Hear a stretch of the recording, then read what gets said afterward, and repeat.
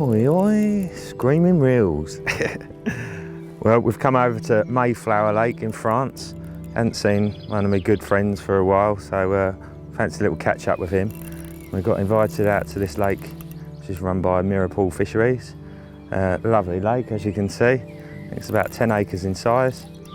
We drove here last night, travelling throughout the night. Me and poor old James didn't get any sleep.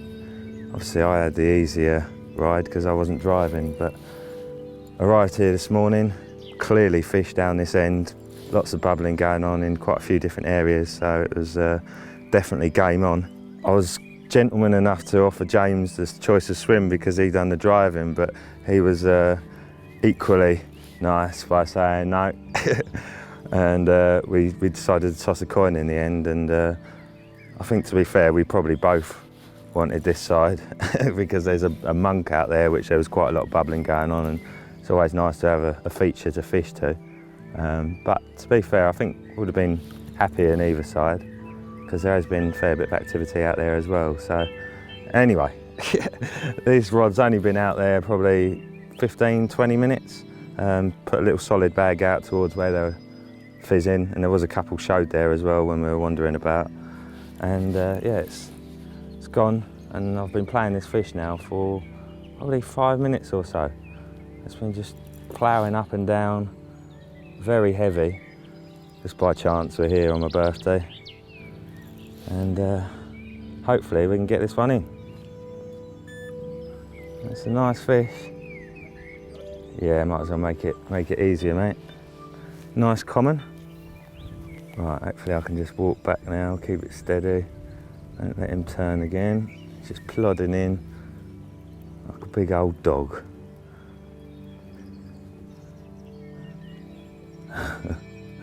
Oh, last minute go. No, it's in. Yeah, come on, the birthday carp.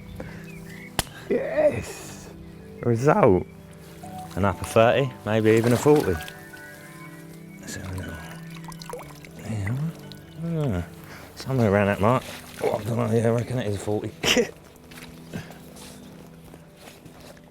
been a while since I've had a lump though, so he's pretty deep.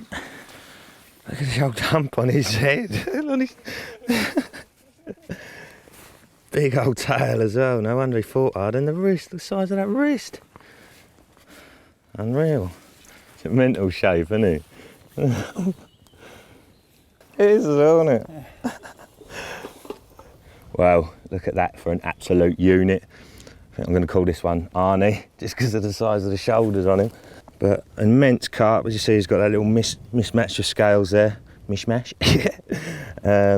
Really good condition. A huge wrist on his tail.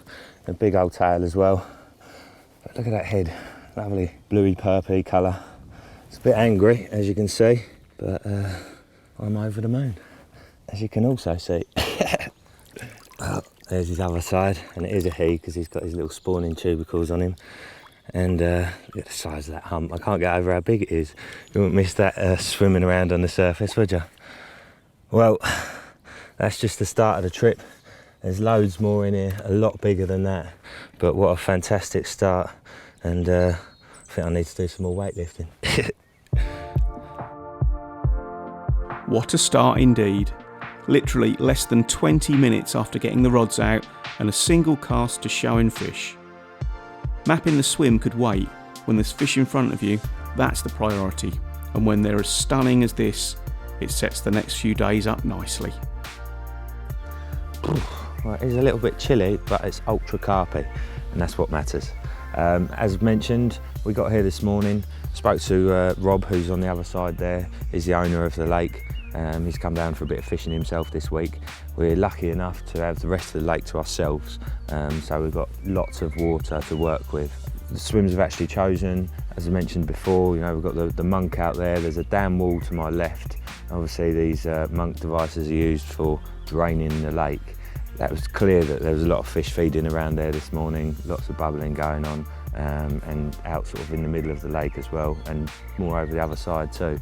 Apparently this bay down to the left here is fairly deep, but then it gets shallow around to this more left-hand side, the smaller bay to the left. It goes a bit further out the back there.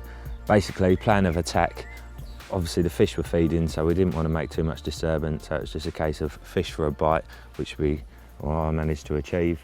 We've still only been fishing a couple of hours or so, and it still looks bang on, so we still don't want to be making much disturbance at this moment. However, my plan for today is a bit later on, I'm going to put a marker out off of that monk, walk around there, see where it is, and then obviously I can bait up around it, be it, I'm not sure exactly how close it's going to be, whether it's by hand catapult, or I can even do a bit of spodding as well if it's a little bit further than anticipated. But I think in these sort of situations it's actually quite deceiving. You get around there and it's much closer than you think it is. Now obviously we've got a little bit of inside info off of Rob this morning, and what he told us was that this end of the lake, the fish tend to move down here at night and they're here early in the morning, and then they tend to move up to the other end in the daytime, and it's a lot shallower up the other end. As I said, this is the dam end, so as you can expect, it's sort of a bit of a valley. It drops off and gets deeper as it gets closer to this end here. It's very overcast. I imagine it's quite low pressure. I haven't actually checked the weather, which is very rare for me to come fishing and not actually check the weather. But it just feels like it's sort of the sort of day that they would be in that deeper water. However, what we're going to do is we're going to wander up there later on before it gets dark and spread a bit of bait around those shallows, and then if it is a bit warmer tomorrow, or you know, if we've pushed a fish up there, then obviously we can pop up there and have a few hours. It seems like they like to show themselves in here, and if they're feeding, there's activity, you know, bubbles and what have you. I imagine up that shallow end you're going to get cloudy patches in the water, so there should be lots of signs if they are about. So yeah, we'll see how it goes for now, but we've got lots of water to work with and lots of carp to go for. The weather was due to improve over the next couple of days or so, which was great in terms of being outside, but not so carpy. With higher temperatures forecast, maybe it was a case of striking while the iron was hot and making the most of the current favourable conditions. Well, about 3.5 hours in, and that same rod has gone again. Just cast off the monk there, and to be honest with you, it didn't even land in exactly the same spot. It was roughly in the area. It might have been like 10 foot away, to be honest. It was hard to judge because I didn't actually mark the line the first time. But obviously, you know, roughly in the area was good enough. I'd rather, you know, I'm not fishing to a particular spot, I'm just fishing to an area where there's been bubblers, so it doesn't need to be in a, doesn't need to be in a specific position, and I'd rather make less disturbance than keep banging a bag out there to get it exactly where it was. I do love the old solid bag tactic. It's something that I've only started using the last couple of years, but it's definitely kind of my go-to method now, if you like. It's got a bit of power to it and a bit of weight, so yeah, it might surprise us, but regardless, it's just nice to have a bend in the rod and be back out on the bank again. Seems like there's a pretty good average in here. You know, the guys were talking about some of the fish that have been out lately, and yeah, lots of big 30s and quite a lot of 40s, and I think it's something like 550s as well. And obviously it's not been open that long this year. As always, I looked at the website before coming here, and I scanned through some of the fish pictures, and there's some lovely ones in here. There's one particular one that's really heavily scaled, which is obviously quite rare for France, so if me or James catch that, it'd be lovely to see. Come on, go on, go on, go on, go on, go on, yes! Wicked. Looks like it could be a 30-pounder, doesn't he? We'll look at him for a character. 33 pound 12 ounces, and he's got the maddest tail of a carp that I've ever caught anyway. Proper little stump, and then a very strange shaped tail.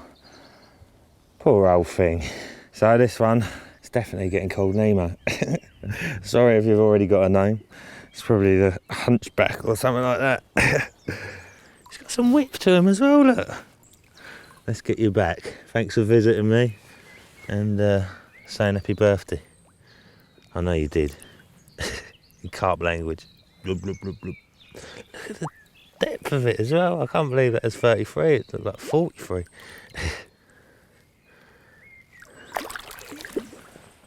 Well, after that very grim but very carpy start to the day, it's actually turned into a lovely sunny afternoon, which is very welcome because it's dried us out and warmed us up, and it still looks carpy because there's a nice wind blowing in, and I presume it's fairly low pressure as well. And there's been quite a few fish showing in the last half hour or so, so things are looking very promising for another bite between us very soon. In the meantime, I will just mention about, obviously what we've done today. I know I touched on it before, but when you turn up for these sort of fishing, it's very easy to get a bit carried away with the marker rod or the spod rod when you arrive. You've got to remember that someone was fishing here the week before you most of the time, so you don't actually know what bait's left out there. I think a lot of the time, I used to work at a fishing complex myself, and a lot of time towards the end of the week, they've got a load of bait sitting there, so they end up putting it out thinking that, that might just be their chance of catching a fish, but most of the time, it just sits there for a few days before it gets eaten, and so you could be turning up to 5-10 kilos of bait in your swim. So as I said, for me personally, and I've learnt the hard way because I've done it myself many times, turned up wanting to map the swim out, whipping the water to a foam and then filling it in, hoping for a big hit. But there's nothing more satisfying than getting a quick bite early on in the session. It gives you lots of confidence for the rest of the session.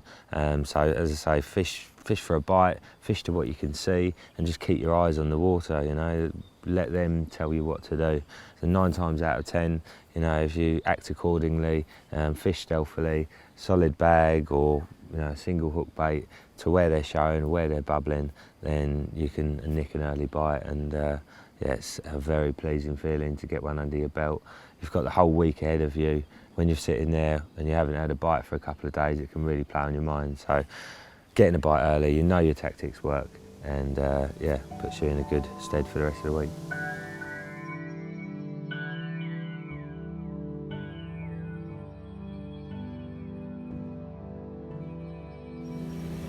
Right, here we are. I just thought I'd nip round quickly and just sprinkle a little bit of bait around this area. As I said, I've got 3 bait. I've got one off the bush there, one down here, I'd say probably about a rod length and a half off of here, and then one, say, 2.5 rod lengths out there. So sort of spread around the area. And I'm just going to put a little bit of corn and a few boilies. Just scatter it about, keep them moving, looking for a bit of food, and obviously if they come across that little parcel, a little solid bag of pellets, and I think that's going to be like a little magnet to them, they're not going to be able to ignore it, so that'll do for now. Right, there's another little hole just in here which I could probably get a rod to, so I'm going to trickle a little bit in here for a possible future spot. And then a bit further along this tree line at the end of it, there's also another very likely looking area. Obviously it's going to be quite shallow, tight to the bank, but the tree line sticks out probably 8-9 foot off the bank, and off the end of that, I've been told that it's probably about 8 or 9 foot, so it's a good drop off there. Nice overhang close to it as well. Looks very promising. Put a little bit in there as well, shall we?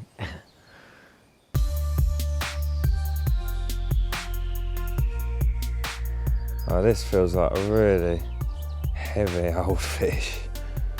Certainly putting up a good account for itself. Lots of weight behind it. There's no point pulling their heads off. In this lake we're fortunate enough not to have any snags, any weed or anything like that. So yeah, there's just no need to risk pulling that hook out.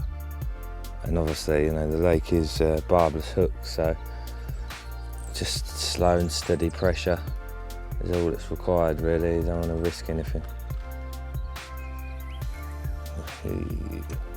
Oh, oh, oh. Hey.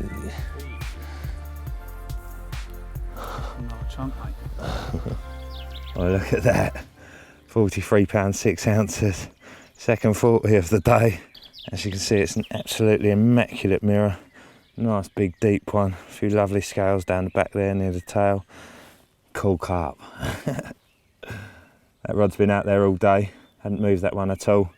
It was fished to the right of the monk, a couple of rod lengths off, and yeah, it looked bang on, so I didn't feel like I needed to move it.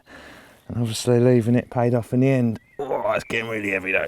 Oh, just pop it down for a second. Oh. Thanks for the visit. Come on. Okay, well after that last fish I haven't put the rod back out and I've wound the other one in that's on that same sort of zone. The other one's to the left and off the bushes. But what I'm going to do is I've flicked my marker float over there. It's probably somewhere between sort of 6 and 9 foot off of the monk, I'm guessing, from here, but it can be deceiving over distance. And I'm just going to go around and spread probably half a bucket of bait, just sort of roughly around the area, probably sort of 6 foot one side of the float, 6 foot the other side, and a bit of a scattering and a bit of a circle around that. So what I've done is I've already crushed up some cell boilies. Got one of these Ridge Monkey boilie crushers here, which are an absolute genius idea for anyone who wants to crush up some boilies on the bank side. Ridiculously quick. I've probably got half a kilo of boilies or something in there at the moment. And if you see, you've got the handle on the side there, just spin that round. And it just mangles them up into little different shapes and different sizes. And obviously these carp seed boilies all year round boilies that is, and I'm not saying they won't eat them. Obviously sometimes they'll go absolutely mad for them, but other times I think you can give yourself a much more of an advantage by crushing them up into different shapes and sizes.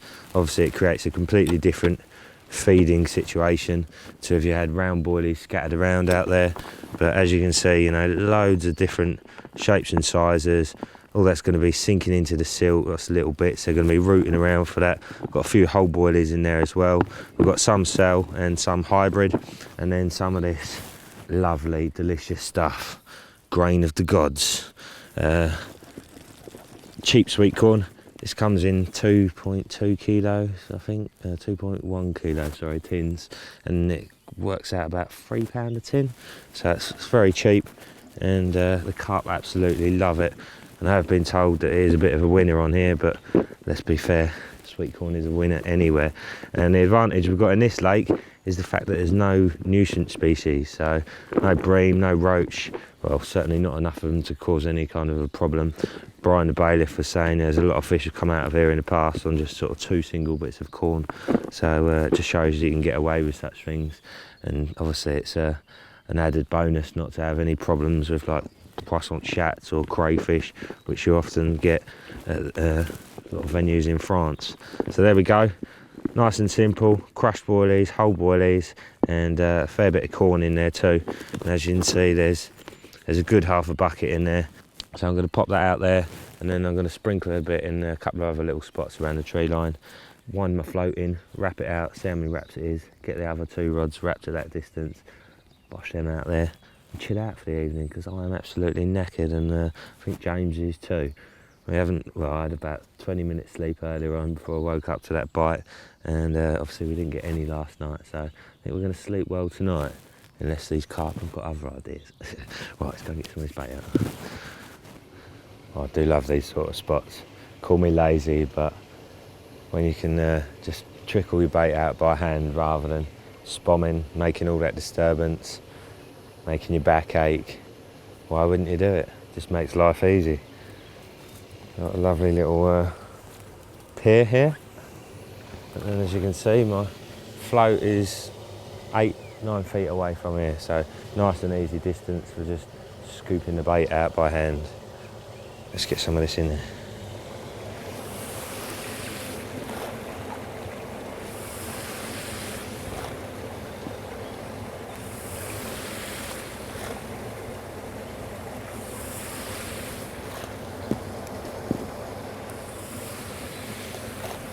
Now the only trouble with doing it by hand is it's easy to get carried away. So that feels about enough really. I'll just put one in for luck. Obviously the fact that I can walk round here means I can just put a couple of handfuls at a time in from now on, so that's enough to get a bite, and from now on it's just a case of topping it up. And I've got a little bit left in here to bait these little margin spots up with. I'll tell you what, one more for luck.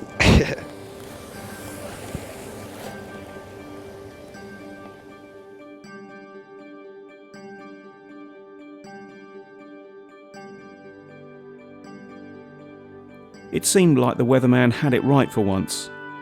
As the sun started to fall away, the wind dropped off and a lovely evening ensued.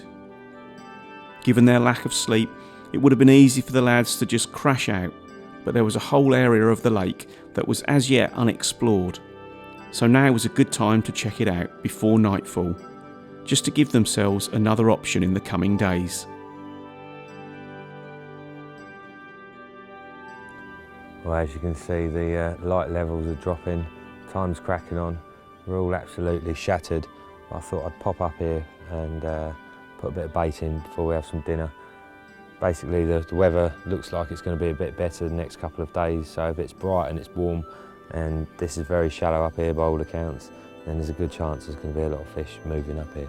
So just going to literally spread probably about 3 kilos, sort of in a line, sort of 3/4 the way across roughly, and just spread it all the way along there. So there's boilies everywhere around this area, so you know they're just hopefully going to be swimming around, grazing, picking them up, and me and James can come down here tomorrow and just fish single hook baits to wherever we see signs, and obviously it's pre-baited.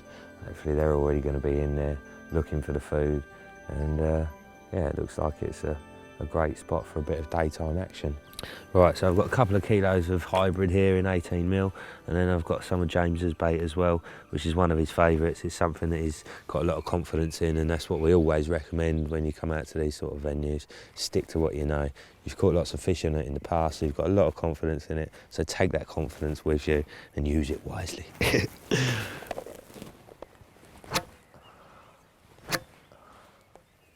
It's always nice to put the effort in when you're fishing, you know, like anything in life, you reap what you sow. I think a lot of people would probably be sitting back now, having a barbecue or a beer and just relaxing, especially after having no sleep. But you know, if you go the extra mile, then sometimes it can make all the difference. Obviously, we are a little bit sport here in that we've got most of the lake to ourselves.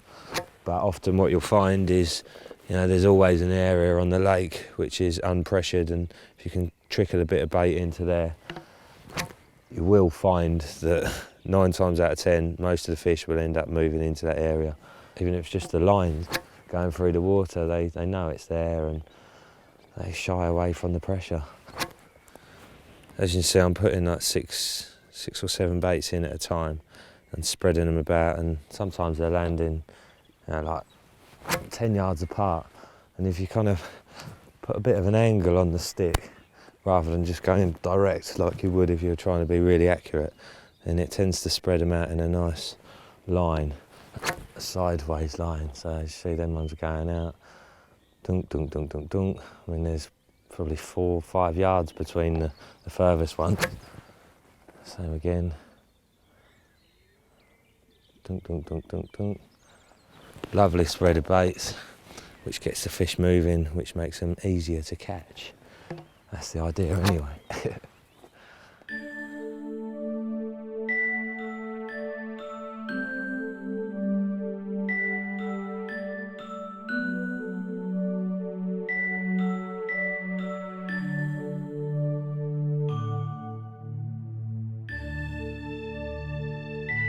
As dawn broke and the sun showed itself for the first time over the eastern end of the lake, the boys were up and ready to start baiting up James's spots. Bait boats are allowed on Mayflower Pool, and as such it made sense to make the most of them and to get that bait absolutely spot on. Disturbance should always be kept to a minimum, whenever and wherever you're fishing. It also pays to listen to anyone who has experience of the lake, and on Mayflower Pool that has to be the bailiff, Brian Mallion, someone who's seen it all evolve over a number of years. Okay, Brian, I know you've been working at this lovely place for quite a few years now. Is it 6 years? Indeed. Yes, just over 6 years actually. I'm into my 7th year now, yes. Excellent. So we thought we'd pick your brains. You're obviously a man of knowledge when it comes to this place. So first of all, how about the history? A lot of these lakes are dammed lakes. The reason for that is because the area is renowned for its beef cattle and livestock. This particular one, as far as I'm aware, was dammed somewhere between the 2 wars. There's lots of myths and cultures about arms being hidden in the area and even in the lake by the resistance. Excellent. Never come across it and hope I never do.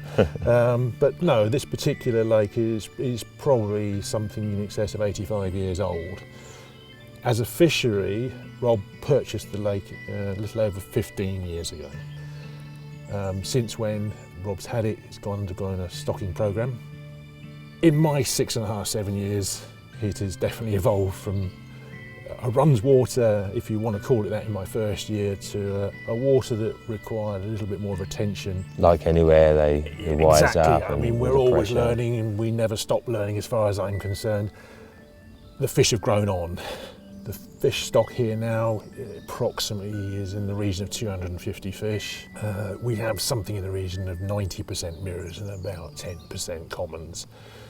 But last year we had a record number of 50s out, and this year we've already had, in just 2 weeks of fishing, 6 50s and now 20 40s.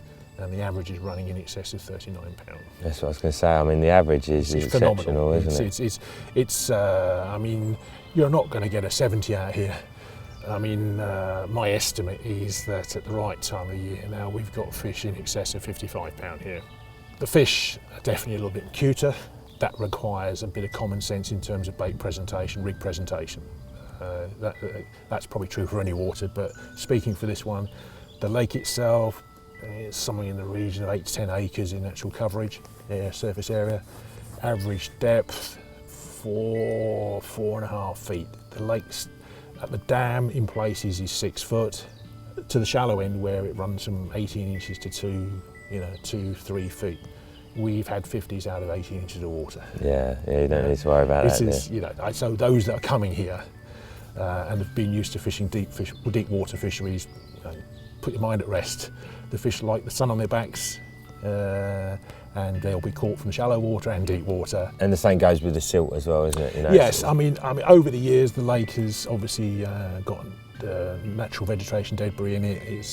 There used to be a stream before it was running down the middle. So the way it was once described to me is that it's a bit like almost like a very shallow hull of a boat. The keel being the deepest area, but it's a gradual shallowing out towards the banks.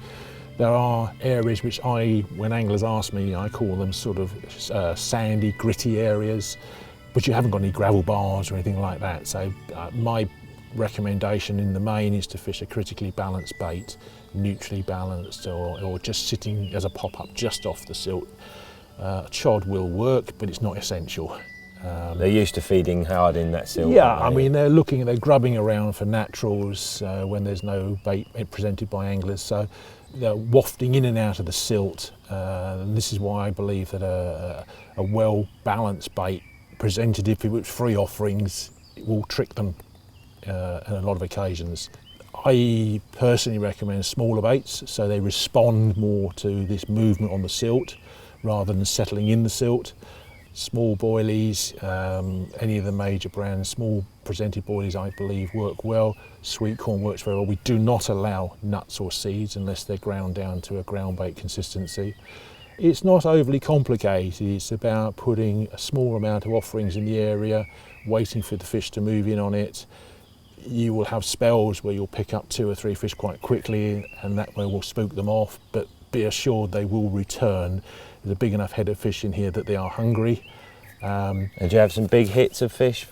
We have. I mean, we've had anglers that have had up to 50 fish in a week. Wow. Which is exceptional. Obviously, I appreciate people are going to come in from the UK with boilies. Boilies will work here. It's as simple as that. I always think it's a good idea, if you're going to use solid bags or PVA bags, anything of that nature, to crumb some boilie in there, just to give them a flavour of what you're offering as the actual hook bait. It tends to work. Putting a carpet of 200 boilies out there, I wouldn't advocate, because we do feed them with crushed corn, etc. So they're used to finding small morsels of bait. Once again, it's not for me to say that a 20mm boilie won't work. It has worked on occasions, but in the main, small, well-presented baits over a prepared area will get you results. One thing I must add though, and I think that's important because of fish welfare, is that we are a strictly barbless water. Yep. No ifs, buts, no microbarbs, nothing, no lead core, Otherwise, we're fairly relaxed about the sort of rigs you use, as long as there's no lead core and there isn't a barb on that hook. No nuts and seeds. Or nuts or seeds. Okay, so just roughly running through the lake in general then, obviously this end is the dammed end. Indeed. You've got a lot of water out here, haven't you? Indeed. From the point of view of people coming for the first time, the margin on the top area of the lake is a good area to fish. Shallow, but the fish do get in there because there is no traffic of anglers along the bank. But the other area which does produce a lot of fish can be on the deep end, in front of swims 3 and 4. We're sat in 4 now. The fish will patrol that margin. The middle of the lake, literally you can cover from the far side, which is the section of water between the cabin, which is known as swim 3 and swims 1 and 2. There's an area there which is about 2 foot deep, but you can't get really tight to the margin because of the overhanging trees, and it is extremely shallow. But there is an area there which is, in terms of the lake bed, it's a bit more on the solid side and can produce quite a lot of fish, but it means fishing at about 90 yards from swims 5 or 4 to do it. All areas in this lake will produce fish, but if you're looking for a feature along the dam, the top boundary, out the top opposite swims 7 and 1, otherwise really it's a case of fishing into the slightly deeper water. That sort of middle zone, I imagine when there's a bit of pressure around the lake, they're probably moving up and down the middle more than anywhere. It's a small water, and the fish will sense there are people here, and they will sense there are lines in there, so sometimes they will seek sanctuary as they see it in the sort of safer areas, which will inevitably be furthest from the bank, which in this case is probably no more than 40 yards anywhere on this particular fishery. And fish do get caught from there. You will have caught fish already here from what we call the monk system. Fish will be drawn to that, and it's a clear area that's worth fishing either from the north bank towards the monks from swim 4 or from the south bank in swim 3 towards the monks on the other side. It's certainly a lot firmer out there, isn't it? It is, and the fish are certainly drawn to that area. If you are in a swim here and if you are confined to one particular swim, I always recommend resting the swim for a few hours each day. I'm a firm believer that less is more sometimes, and you will very often find that when it goes quiet, bring your lines in, have a social with your friends or whatever, fish again 4 or 5 hours later, having put some bait in there, you can catch quite quickly. It happens time and time again, so it's not pure chance in my books. It's a good tactic, just resting your water a little bit. I know we're only here for a week in most instances, and everybody wants to fish every last minute sometimes. But yes, again, I still stress resting a few hours each day is not a bad thing. Definitely, it's a great tip. There are quite wide variations in water temperature according to the weather conditions. So what you will find is when the weather is warm, the fish will migrate to the shallow water. But if we get a significant change in temperature, which we've had in this last week, 10 days, they will very often migrate back to the deeper water, hence towards the dam in the evening. So what you very often find is swims 1, 2, 7 in the shallow water will fish well during the day, and swims 3 and 4 and 5 to a certain extent will fish better in the night when the deeper water is retaining slightly better temperatures, and the fish will sit there and more likely to feed. So, which is great for everyone, isn't it? Because everyone's got a chance. That's the nice thing about it, and plus the fact, because it is only a relatively small water, we have a maximum of 6 anglers a week on it. The fish will move to and fro according to the pressure that's applied to them, so everybody's in with a reasonable chance, to be quite honest. The way I've always described it to people that have been here for the first time, there isn't a bad swim here.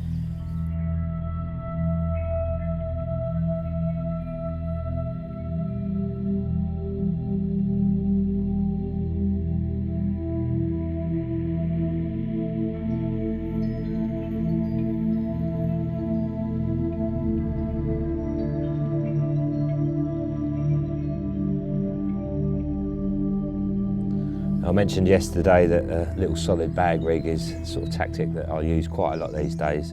A go-to presentation, if you like, something that I've got a lot of confidence in. A small little parcel of bait, it's very attractive. It means that I can use a really short hook link, because obviously using short hook links otherwise they are prone to tangling. So you've got a really neat little presentation, little pile of bait, fish comes along, got a very buoyant little hook bait in amongst it, and they just take one suck at that, hook bait pops up, and because of that short hook link and 3 ounces of lead, they tend to find it very hard to deal with. So I'll just run you through what I use quickly. I've got some tubing on there, which is the tungsten one, the corded one. Got a lead clip, tail rubber, got a quick change swivel, a little bit of rubber going over the top of that just to secure it in place. Very short, supple hook link, a supernova and 25 pound, and then a size 6 curved shank hook, and then a small little pop-up or even a wafter. These little pop-ups tend to sit just so the hook's just up off the bottom, and as you can see, it kind of, that hook points drop down nicely, and once that goes in the mouth, it's in the perfect position to kind of catch hold and nail them. The little pop-ups I've been using, I've got 2 here. One's a milky toffee with almond goo on them, and the other ones are shellfish black pepper with the king crab goo. They're a new one from Mainline. Nice stinky shellfish smell, and obviously go perfect with a pellet as a nice savoury option. I like to play around a little bit, and I don't like to just have all 3 rods on one bait. It's nice to experiment, and sometimes you do find that there's a preference for one over the other. As you can see, I've tied it knotless knot style. Then I've got a Thinking Angler's mini rig swivel, which has got a screw on it, screws into the bait. Very neat and tidy presentation, and a little bead on the hook just to keep that in place. And as I say, it kind of just sits nicely with the hook dropping down. Very buoyant, but still just on the bottom, you know, it's not actually popped up off the bottom. The hook's just resting on it. Now, obviously, the critical thing is to check it in the margins first. Don't just think, oh yeah, Joe said a little pop-up will sit like that, because every different pop-up companies, pop-ups have different buoyancies. So always check it in the edge first. Now with a wafter, you're obviously not going to need any kind of counterbalance, and some small pop-ups you will also get away with that too when you've got quite a big hook on there like I have. But if you do need to, obviously, as I said, check it in the edge, and if it is popping up, just put a little shot on there, like so. And again, it's just going to sit up in amongst that little bag of pellets, perfectly positioned, ready to catch any carp that investigate it. Right, so first of all, I'm just going to chuck a few pellets in the bottom there, and then I'm going to put my hook in, and I like to just hook it through the bottom end, and then put a little bit more pellet in before putting the lead in. Now these pellets have been soaked in hemp oil. I've also put some salt in there as well, and a little bit of betaine powder.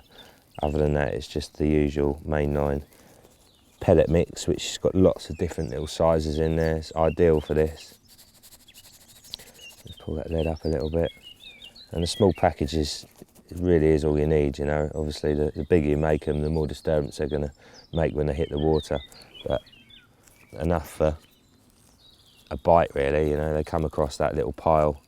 As I mentioned, you know, they suck at it, and that little balanced bait flies up. Whereas if you've got loads of bait there, you know, a big pile with a big bag, then you could just be lessening your chances of getting a quick bite. Might take them that little bit longer. Just seal down the ends there, just make it a little bit more aerodynamic. Obviously, if you're whacking them out a long way, you might want to put the lead in the bottom, but for anything up to sort of 80 yards, I find the lead sort of in the middle there is absolutely ideal. You know, it's a nice compact little bag set up that you're going to be able to chuck a long way. Neat, tidy, and absolutely devastating in the right situation. I think this one needs to go back out in the lake. Seems like getting up early paid off, as James's rod ripped off within an hour or so of the bait boat going out. The fish were certainly still up this end of the lake, and the stealthy approach looked like it was paying dividends already. Well, check that out for a long lean fighting machine. Nice one, mate. Cheers, mate. Lovely carp. Yeah, off the mark. And how about this one? What'd you catch this one on? Well, it was a struggle yesterday because of just trying to present a bait in really deep silt. Today I thought I'd try dropping the boat out there. Yeah, what, an hour later?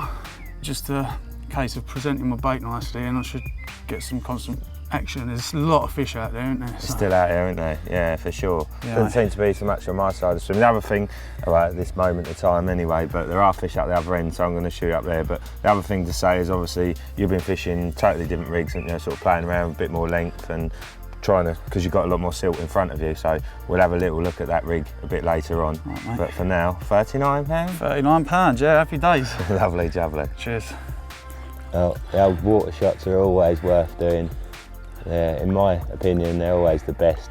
You get some amazing backgrounds, and obviously if the fish does manage to flap out of your hands, you know, you've got the water underneath you, so it makes it a lot safer in general. Yes, James. Come on. Well, I've popped down to this end swim a few times today, and it seems like each time there's been more and more signs, and obviously it's got warmer as the day's gone on, so it looks as though there's quite a few fish have moved into here. Came down last night, baited up in a line from the end of the trees right into the bay, sort of mainly about 3/4 of the way across, but a real good spread of bait to get them grazing. I'm going to put 2 on pop-ups, just fairly low. I mean, that's on a hinge stiffy, that one. So it's only, what, 2 inches off the bottom, and I'm going to put 1 on a solid bag as well. And as I said before, you know, the idea is they've been in there grazing, they're looking for food, so a nice bright single pop-up over the top of that. And then, so because I've caught a few on bags already, I'll put 1 on a solid bag, but just going to scatter them around the area, sit back. Hopefully won't be long before one trundles off, but it's a lovely day, so what a pleasant way to spend the afternoon, sitting in the grass around here, surveying this bit of lake, waiting for a take. Bring it on.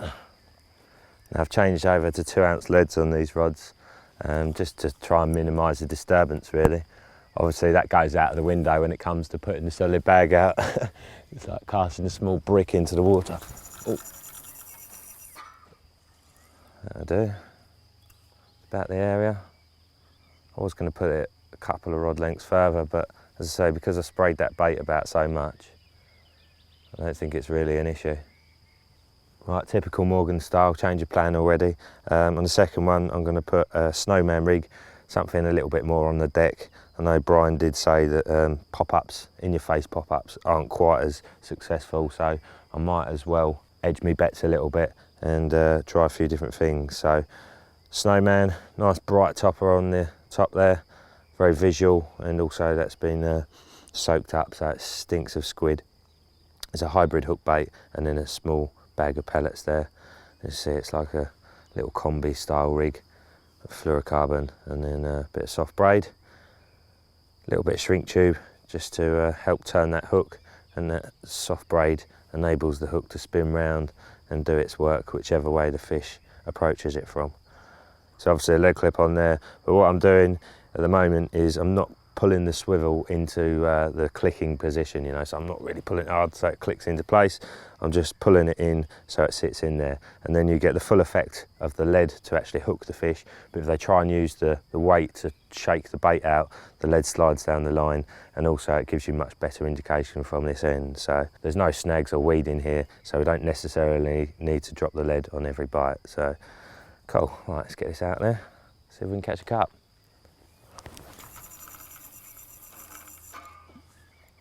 Right, lastly, it's the old solid bag, and this one's going to go a bit shorter out here, which is where I didn't put any bait, but there seems to be quite a few fish milling about, so nice little parcel all on its own. Hopefully that might tempt them into dropping down and having a little feed. Didn't seem to spook too much actually. I suppose they're pretty much used to it in here, aren't they? getting cast at. I do really enjoy this kind of opportunist type fishing.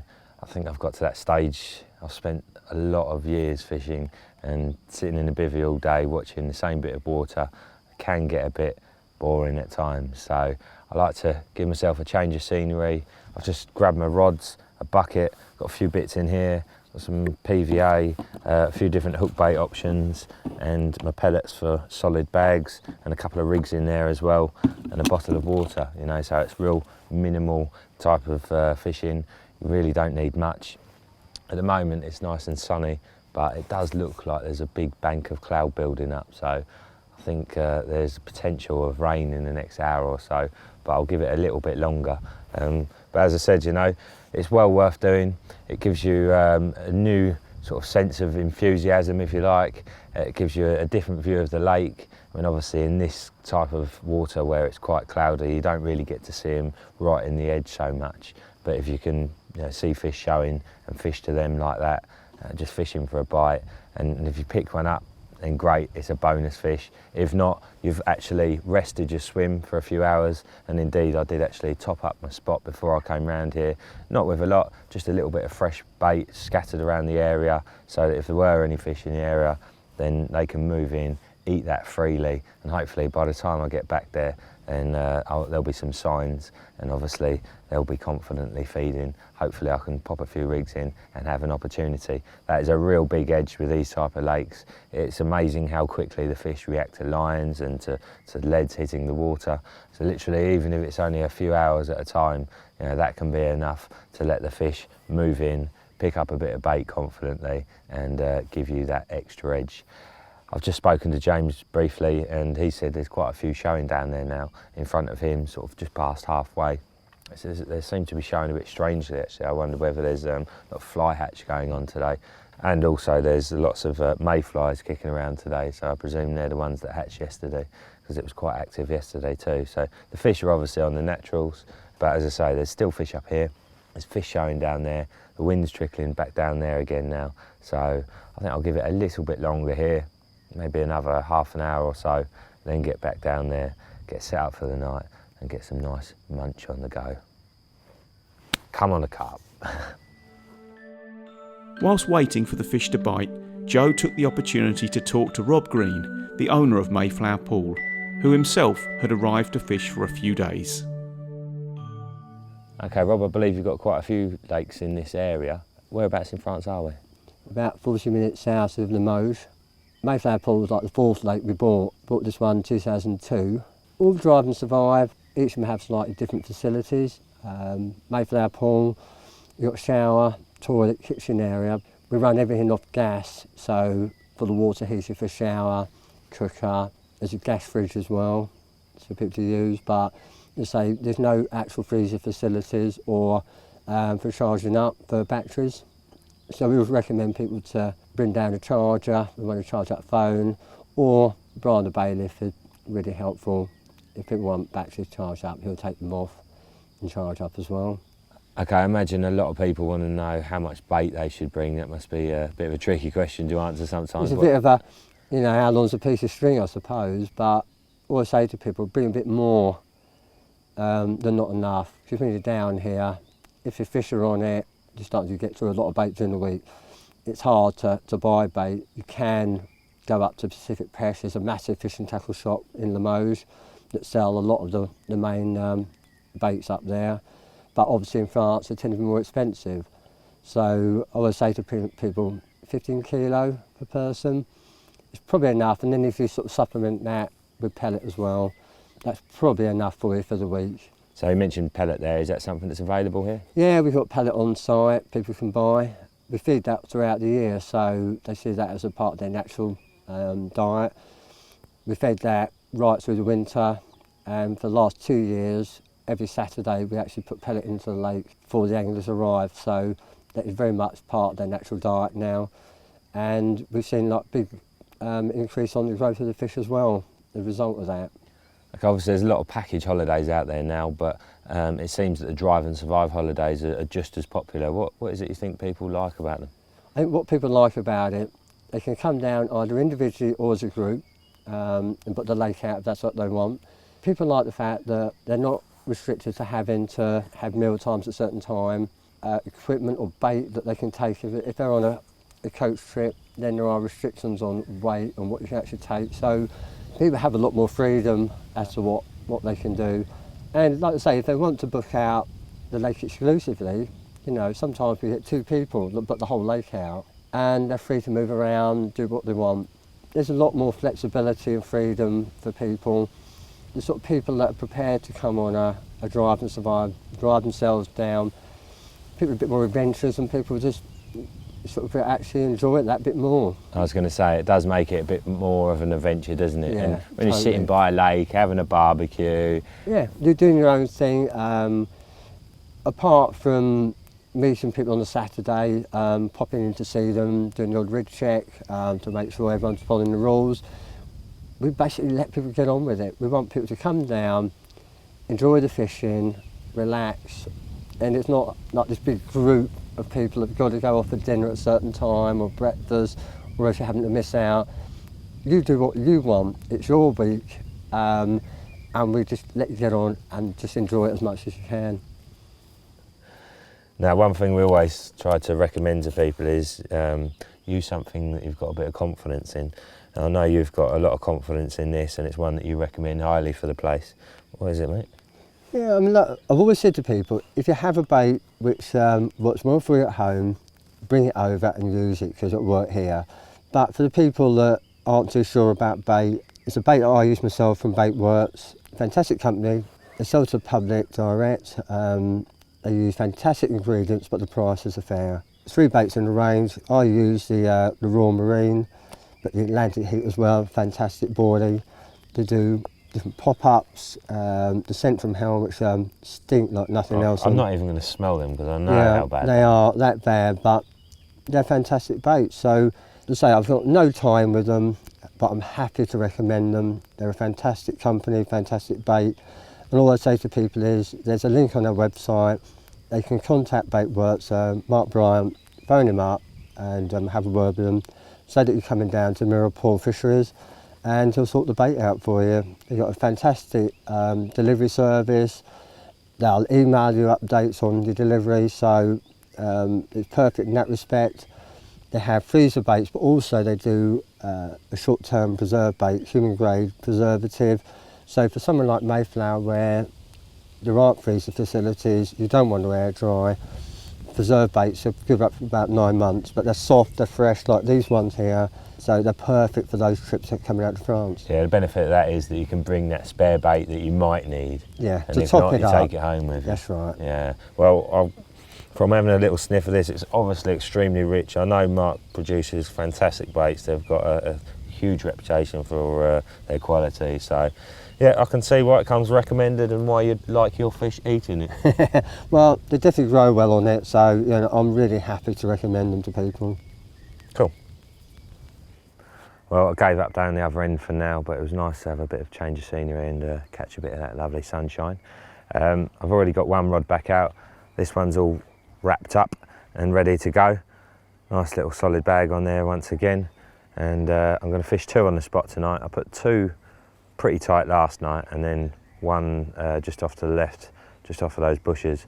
I think I'll change the plan tonight. I put 2 on the spot and then probably one out sort of more in open water, sort of a little bit further away from the actual monk itself. Yesterday I spread a bit of bait around that bay off that bush to the left hand side there, and there was one fish in there this morning fizzing up in the back there. So I'll keep an eye on that for now. I won't put any lines in there for the time being, but I might even top it up a little bit more again tonight and then give that a go tomorrow. But for now it seems like it's more about the open water. Let's get this one out there.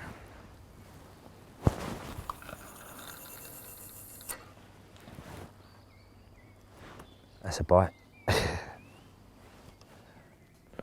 There we go, that's the last one out. In the end, I decided to move one a bit further away from the monk. It's probably still only sort of 10 yards away. It's surprising actually, from here it looks a lot further, but once you get round there, it's quite close. But it's in line with it, so it's probably a rod length further than my other spot, and probably 3 rod lengths to the right, I'd say, something like that. And there was a spot in that zone this morning where the bubbles kept coming up. Not loads, but it seemed to just be the odd ones every now and again, exactly that sort of area. So that's what I've got to go on. I've put out probably 3 normal big tins of corn, and then I've just got 2 rubber bits of corn presented, just sort of balanced over the top. So not a lot of bait, but enough to get a couple of bites for sure, and fairly easy to top up if I do get one as well. It's pretty much catapult range with corn from the end of that little pontoon there. Feel fairly confident for tonight. James certainly does. He's got lots of fish showing in front of him. Looks good. He's also knocking us up a nice stir fry at the moment, so looking forward to that. Feels like it's been a long day, so some nice grub, a bit of a chill out, and hopefully a carp before it gets dark. It's a sad but true fact that nowadays in the UK there are fewer and fewer lakes where absolute total peace and tranquility in terms of road and traffic noise can be achieved. Come to France and it's a different story altogether. And here at Mayflower Pool, it's literally only the bird song that you hear. If you're looking for true relaxation, this is certainly it. Unless you're catching, of course. Well, it was a quiet night, but this was my alarm clock this morning. What a cracking alarm clock, eh? Lovely way to start the day. 38-pound mirror. Big, chunky monkey. Pretty plain, but it's got that lovely one scale in the middle there on that side, and is in immaculate condition. Looks like it's going to be a much brighter day today. There hasn't been a great deal showing out here. It's been more probably showing out into the middle, to be honest with you, so we might have to have a little change of plan. But we'll see what happens as the morning goes on. Right, let's get this lovely carp back, and we'll have a coffee and a croissant.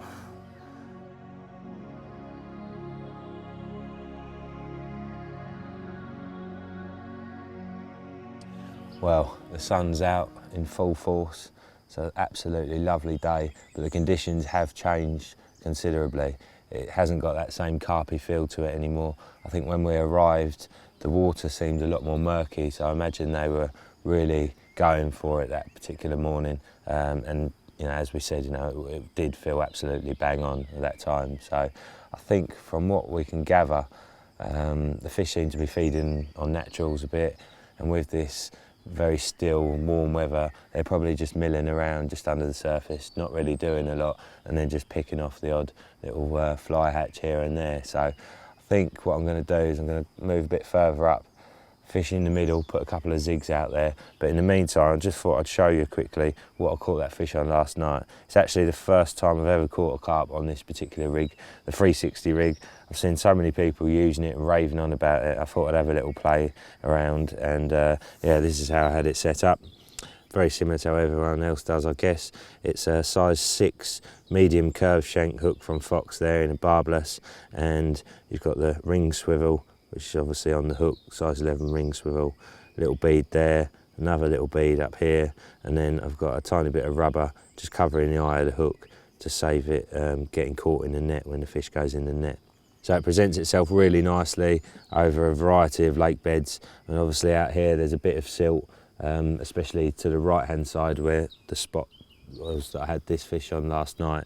But I think what happens is, you know, the lead sinks into the silt, and even if the lead was that far in, that hook would just settle nicely on top of it. The fluorocarbon allows that to do that. It's stiff enough that it prevents it from casting, but supple enough that it will actually lean over and present how it needs to. As you can see, that will just sit on the lake bed like that. 2 bits of corn popped up, and that was over sort of, I don't know, probably about a pound of corn spread over the area. Obviously it's a devastating little rig, very dangerous. It turns every which way it needs to, and it's very aggressive in its hooking action as well. So before casting it out, all I've done was just put a tiny little bag on there, just for an extra little bit of attraction around the hook bait, and to stop any tangles whatsoever. So there you go, that is literally, I think, the second time I've cast that rig out, caught a fish on it. It was absolutely nailed. There's no mouth damage other than the small little hole that you'd normally get. So it's a rig that I've got a lot of confidence in now, and I'll be playing around with it in the future. I'm getting a bit restless sitting here. There has been the odd one showing in the middle, and I imagine this sort of weather, they're probably kind of just drifting up and down that middle quite slowly. So I'm going to put a couple of zigs out there. Just like I say, you know, it's worth keeping on your toes, playing around with different bits and pieces, and if it produces a fish, then it's a bonus. Now the old zigs are an absolutely brilliant tactic, especially at this time of year. Some days, you know, I've been to lakes where the pressure's been really high, and even on like a 48-hour session, we've only been able to catch on zigs. So it's something that you should definitely try every now and again, especially when the fishing's slow, and especially when you can see them cruising around in the top layers. I'm going to pop these 2 out here.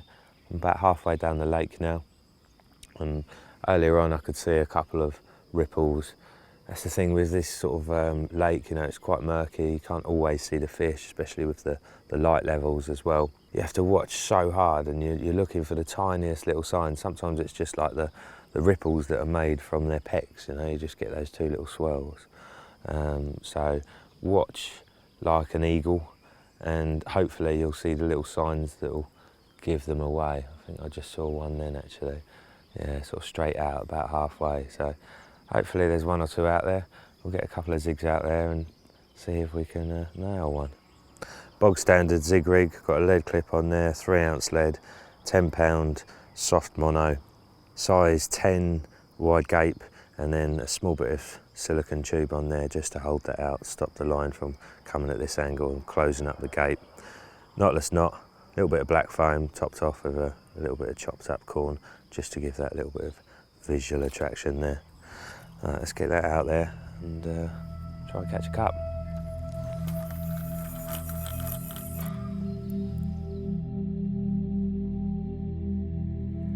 As Joe mentioned, warm days like this can be quite frustrating when it seems like the entire lake is having a day off feeding.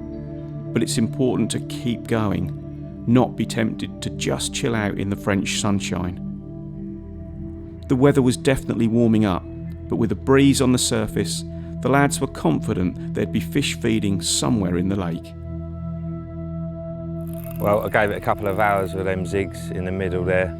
And I popped up to the other end, had an hour up there with a couple of solid bags. There was the odd one drifting about, but not many, and the ones that were there seemed to spook off quite quickly. I've been baiting a bush over there. There's a nice little hole under the bush. I've been baiting that for the last couple of days. A few handfuls, sort of 3 times a day, and it looks pretty tasty. And on a day like today, you know, you can imagine them sort of being tight to the bank and sitting under bushes, not doing a great deal. So I thought I'd put one over there, and I actually put that out with a bait boat. I don't use a bait boat much. I haven't got anything against them, I just don't like relying on them because I can find them to be a bit hit and miss, and if you run out of batteries and you're relying on it to get to a particular spot, and also once you start catching with a bait boat, it's very hard to go back to casting because you feel like, oh, you know, well, you've got your confidence in that, and the presentation you get with it is kind of second to none, really. Anyway, so I put that one over there, wandered around to trickle another handful of bait in, and before I did, I just stood there watched a couple of bubbles come up, and then there was a big boil underneath my feet, and the rig must be fairly close to the bank, sort of about 4 foot off. That was very promising indeed. This one is actually on a zig, out to the right. As I said, there's been the odd one on the surface and the odd one just sort of rolling. So I thought I'd give a zig a go out there. It's probably about 4.5 foot zig in about 5.5 foot of water, roughly. So yeah, it's probably about a foot below the surface. It's actually probably about 25 yards further out than where I hooked it from. So it's certainly having a ruck. Obviously I've got to go a little bit easy because it's only a 10-pound hook link and a size 10 hook, so no need to bully it. I just might as well walk over the top of James's lines. Well, obviously, you know, it seems like a lot of the fish are sitting around just under the surface, not doing a lot. They're not even giving themselves away that much. I mean, even then, this one just spooked 2 fish that we had no idea were there. Obviously, with the colour of the water and the reflection, it's quite hard to see them. But we have seen a lot of fly hatch going on. It is the sort of day where they're not going to be up to much. And I think something in their faces sometimes is just, you know, makes all the difference, and they treat it as a natural object. It's still just as far out as I hooked it. It's coming back a bit more now though.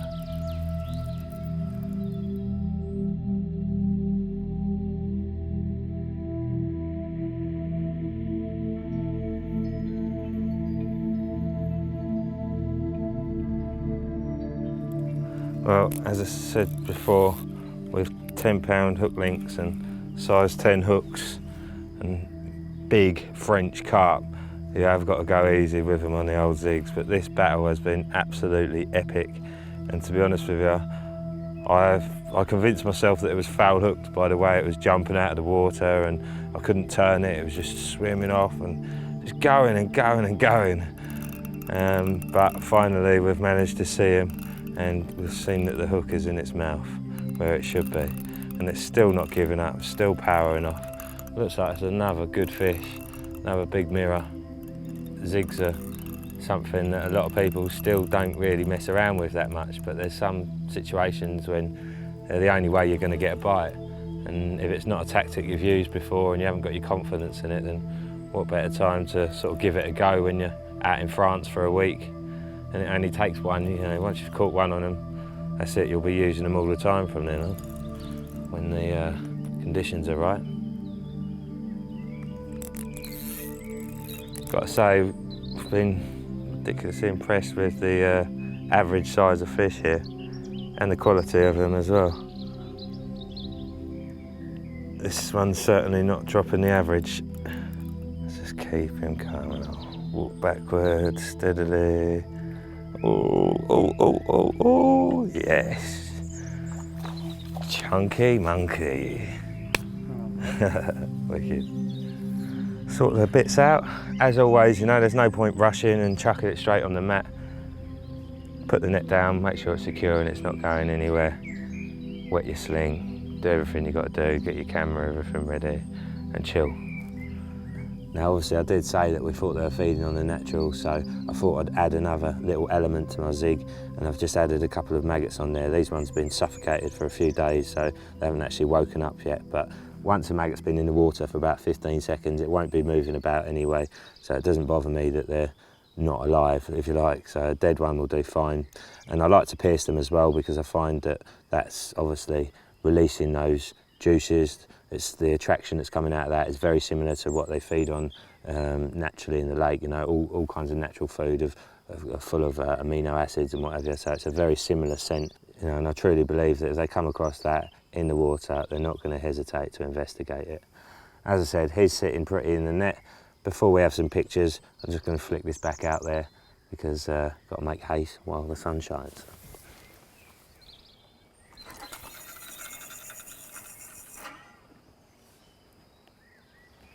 Well, there we go, just over 41 pound. Another absolutely mint Mayflower pool carp. Really cannot knock this place at all. The average is just ridiculous. The sport's amazing and the condition of these fish is second to none. Blinding. One on a zig. Whew. I've flicked another one out there now, so there's actually 2 zigs in the zone. The sun's still high and the wind's still trickling down here, so good chance of another one too. And James has just put a zig out as well, so yeah, hopefully we might have another one to show you soon. But for the meantime, I'm going to get this big old lump back. Look at that unit in that glorious French sunshine. What an enjoyable session this is turning out to be at Mayflower Pool. Oh, there's a little bit of milk coming out of this one. That means he definitely is a boy. All right, let's get him back.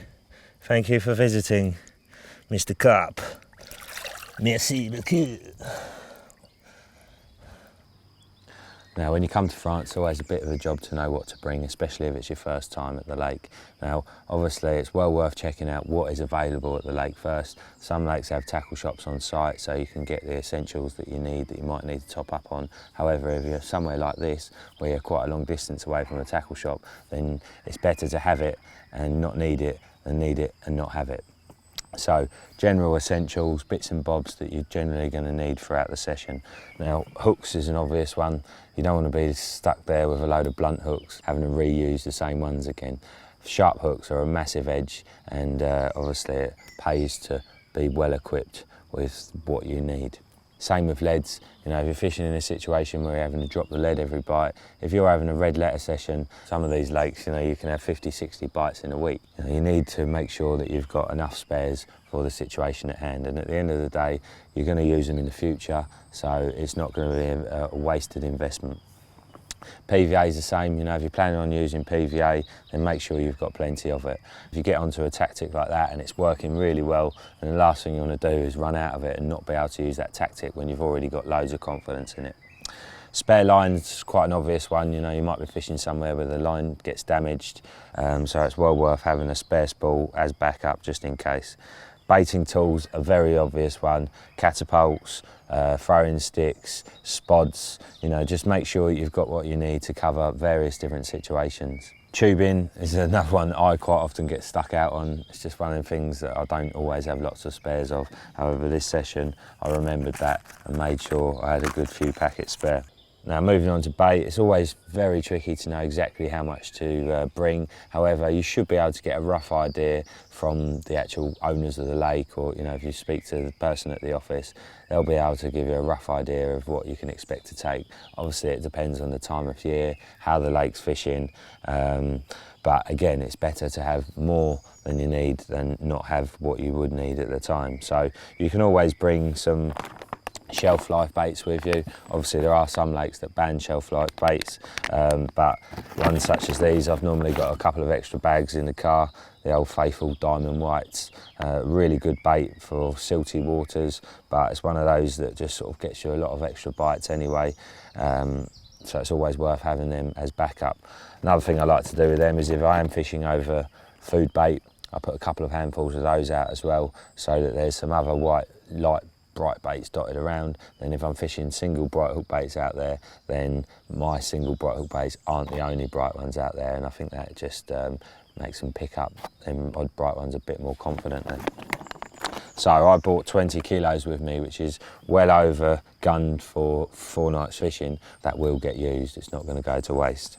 That was with boilies. I've also bought pellets. I bought 10 kilos of pellets. Again, they can come home with me if I don't use them. And same with the sweet corn. Fantastic bait that carp love everywhere, and there's a lot of lakes in France where you can use sweet corn, so these big tins are a great addition to your armoury. And the obvious benefit of the drive and supply venues is that you're not limited to what you can take, so you can fill your van up with whatever you want and obviously take it home if you don't need it. Bits and bobs, I've got pellets for PVA bags, I've got some ground bait for a stick mix if I wanted to knock something up like that. I've got the bait well covered. Obviously I've got loads of hook baits, I always carry loads of hook baits with me. Now, you see so many people spending all this money on bait and tackle and their holiday, and then catching a fish of a lifetime, and they pull out a pathetic little camera, you know, to take the pictures with, or they're doing it on their phones. Now granted, you do get good photos on phones these days, however, you can't beat a proper photo with a proper camera. So, you know, make sure one of the people in your group has got a good camera, because if you catch a fish of a lifetime, it's always nice to get a really good shot of it. Okay, I've got my waders here as well. These ones are just thigh waders, which are ideal for getting into shallow margins, but also what I like to do is put them on when I'm having the photos with the fish, and that keeps your trousers dry. There's nothing worse than getting wet all the time, and obviously it means that you haven't got to have a stupid amount of spare clothes. Whilst we're on the subject of spare clothes, it is always worth bringing more than you think you'll need, because again, if you do have a crazy session, or if it's peeing down with rain, you want those nice dry cosy clothes to put on afterwards. And believe me, if you're having a crazy session, you can soon go through a lot of clothing. However, what you'll probably find is that you'll end up wearing most of the same clothes throughout most of the week, and you'll go home with a bag of clean clothes. However, that one time that you do need them, you're going to be massively grateful. Any time of year you can have some crazy storms in France. They don't take up a lot of room in the bag or in the van, so make sure you've got a sensible set of waterproofs and some warmer clothes too, depending on the time of the year.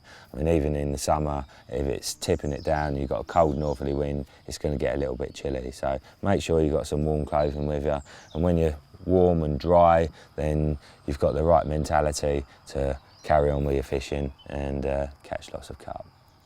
Now, I've been caught out a few times in summer in France with the old mosquitoes, so it's well worth bearing that in mind. The coils can be really good for putting them off, and obviously a mosquito panel in your door is an essential item at certain times of the year.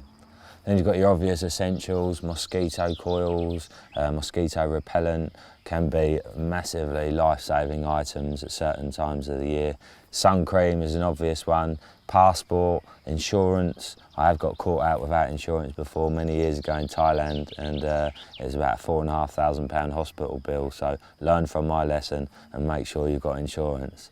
And last but not least, I'd say, is make sure you come with a good attitude. You're out in France, you're away from the rat race, you're not at work, you're away from your family and the stress of life. So just try and relax into the moment, enjoy your surroundings, don't get too obsessed when you're not catching fish. Try to keep a positive attitude, which is hard sometimes. Spent a lot of money coming out to France, but the reality of it is sometimes the fish don't want to feed, and for whatever reasons, the fishing can be hard. So just try and make the most of being away, enjoying the beautiful outdoors and chilling and not having a care in the world. Well, we just got a call from Rob on the far bank to say he'd bagged one. Unfortunately, we missed the fight, but my God, you've got to see the size of this thing in his cradle. Well done, mate. Cheers there. Absolute unit. You don't mess about, do you? It's a bit of a lump, isn't it? Wow, that is huge. So Yeah. wide and full and immaculate. Excellent. Well done, mate. Well, see what it weighs, but hopefully it's upper 40, I was going to say possibly around 50, but it's definitely up that way, mate, isn't it? I mean, look at the length. It's nearly the length of the sling, and those slings are not small. right. Exactly £54. Cool. Wow, awesome. Cheers, mate. Put it there. There he goes, old muscles. No problems there, mate. Are ya? Well, what can we say, mate? I'm more than impressed with your fishery. Stunning place. Lots of huge carp. Beautiful. And yeah, really peaceful. You've got everything you need. Very impressive indeed. Yeah, fish like that as well. Just tops it all really, doesn't it? And this is just one of your places. Yeah. Maybe next year we'll have to come back and try one of the others. Definitely. Look at that. What a carp. That looks lovely in that light. Well, we thought we'd have a little chat with my brother from another mother. We thought we'd have a little look at your rig, the setup we've been using, because in front of you it seems to be a lot siltier than in front of myself. So obviously you've had to adapt your rigs accordingly. So I have, yeah. what have you been using? This is just coated braid, multi-rig style, simplest rig that you can tie really. Nice big hook. Nice big size 4 wide gate onto a screw, and then just whittled down a tiger nut and maple pop up. Last year I had 2 really good trips in France, and I was using it with a wafter, and the hook was laying flat. You just had a little bit of movement, the boilie would wobble around like that, but out here I've extended the length quite dramatically. Normally I'd be fishing, I don't know, 7-8 inches I guess. Now it's about 10. Wasn't picking anything up, tried tinkering little bits and pieces with other rigs as well, but then went for as long as normally like. This is freakishly long for me. Okay, and you using a bag or anything with that, or are you just letting that settle on its Yeah, own? no, with a bag, yeah, little PVA bag. What, just threading The it on, idea or- is that hopefully the lead will plug in, and then that's still free to just sink a little bit slower, and then the hook, the bait's just going to pop up to the top. It's sitting sort of cocked at the moment, so it's just sort of on the end of the Nice. hook there like that. The hook point sitting there. But that will be in like a little ball of bait, obviously, Yeah.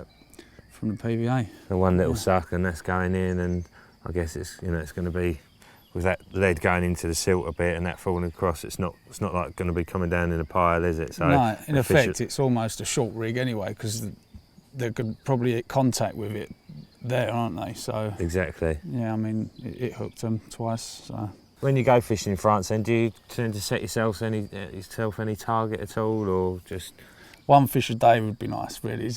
Yeah, I guess so. If you set a target, that's what I think I would be comfortable with, driving myself mental, basically. So yeah. It doesn't take long, does it? Doesn't, Like no. a couple of days of not catching, and it's easy to sit there and think, oh, do I need to change this? Do I need to change that? And half the time it's just because there's not particularly many fish in your swim, or they're not feeding you That's in your right. hair at that point, isn't it? Yeah. That's right. And I think a lot of the time we change things because we feel we need to, and you'll have results, but you probably would have had similar results. But that's what fishing's all about, isn't Yeah, it? yeah, definitely. It's nice to think what you're doing and how can you change that, what might make a difference, and make those changes. And it keeps you busy, doesn't it? It keeps your mind busy and It does, yeah. gives you something to do throughout the day.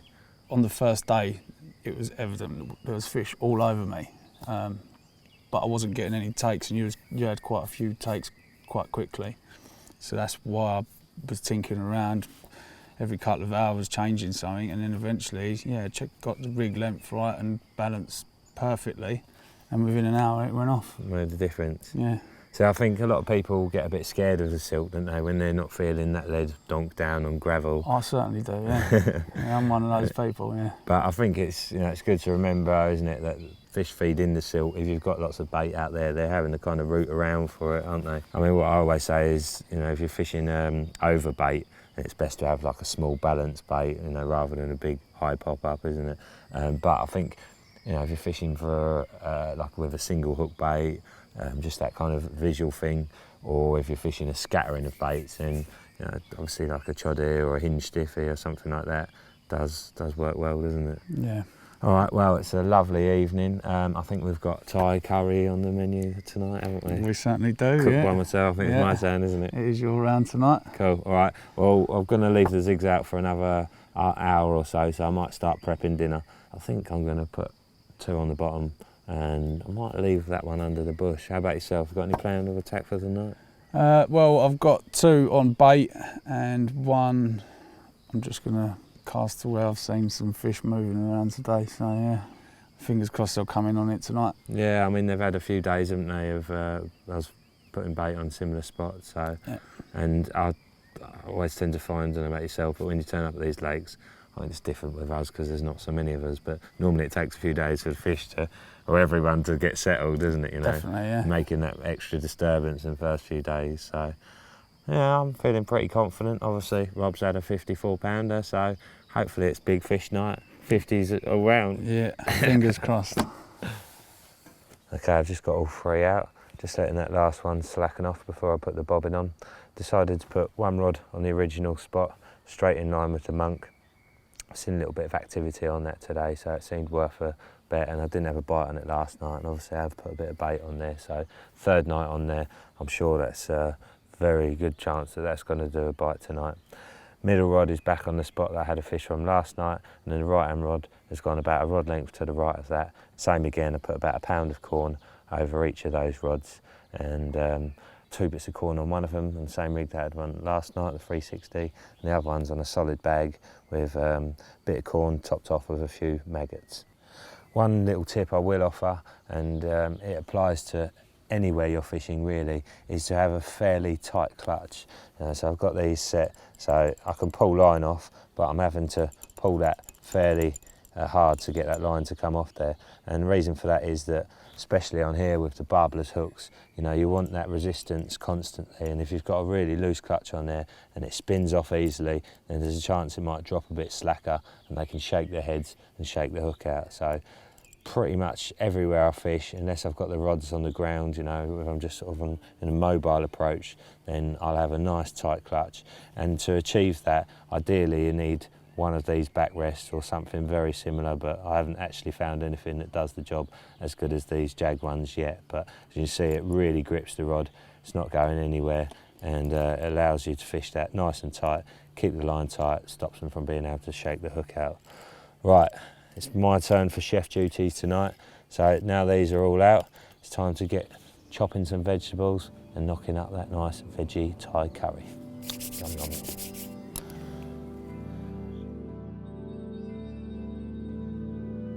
So the last night on Mayflower Pool was upon us. The time had absolutely flown by, and the lads were both hoping for a top result before they had to leave tomorrow morning.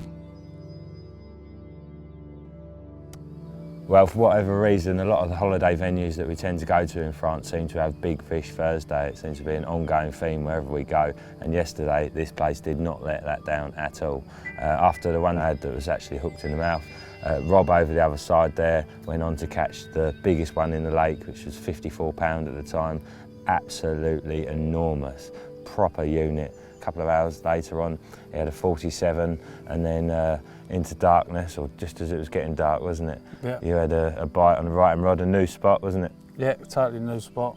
The one that I said wasn't going to be on the bait was the one that went, and yeah, I had a 51-pound mirror. And what a scrap. Oh mate, yeah. Pulled my arm off for about half an hour, didn't it?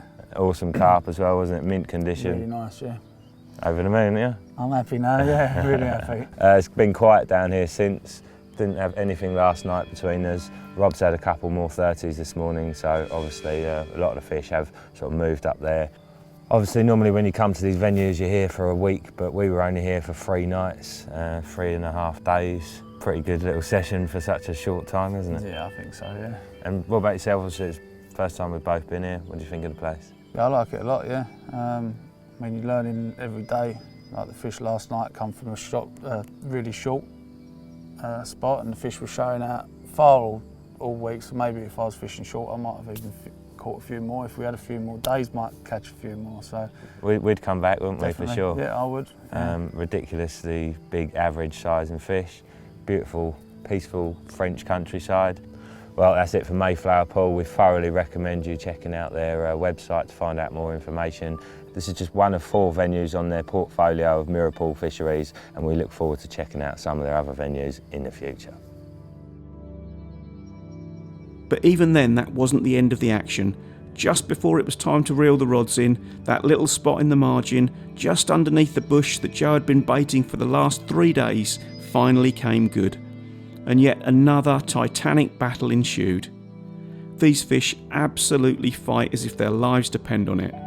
But eventually another Mayflower pool mirror dropped into the net. And along with that, it was yet another 40-pounder, putting the average fish size up there with the vast majority of French venues. Joe and James had both caught, and caught well. What a session.